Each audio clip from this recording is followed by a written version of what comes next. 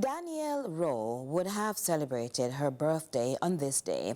She was kidnapped from school on a rainy Thursday evening last year and her life snuffed out. The police are yet to share a possible motive for her killing. Our reporter Natalia Clarke has been tracking the story and now recaps.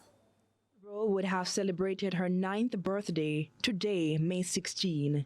Instead, those who loved her most were today forced to recall how she was snatched from the Brayton Primary and Infant School in Portmore on Thursday, June 8, 2023.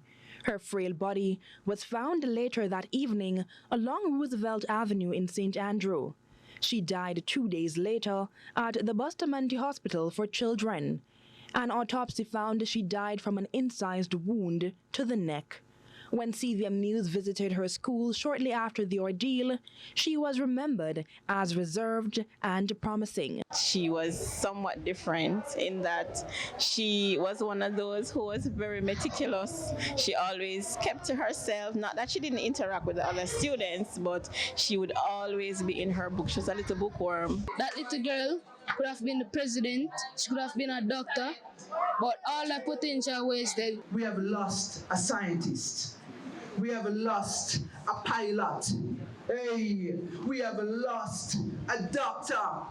And some of us, we lost one geriatric doctor because all we know, we want somebody to come look at me in our old age. They take and they cut out the person. We cannot just take it as simple as that. We have lost a nation builder. Her death resulted in nationwide mourning, with many questioning how any sane person could attack and discard a child in such a manner. Her family, bearing placards, over a month later on July 21, 2023, staged a protest in the area where she was found bleeding. We want to see cameras in school. Yeah? We want to see police force reformed. We want to see big change in this country. What I find really disgusting at the moment is how close the police station is to the crime scene. That really tells a story that criminals are not scared of the law enforcement. I dare to say because most of them are actually in the force itself. Danielle's alleged killer, who is said to have been her father's former spouse, was arrested on Friday, August 11. She is Coyote Satchel, a dental assistant. She has remained in custody since then, but maintains her innocence.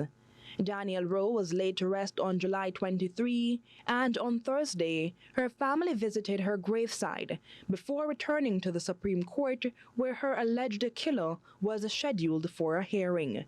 Natalia Clarke, CVM News.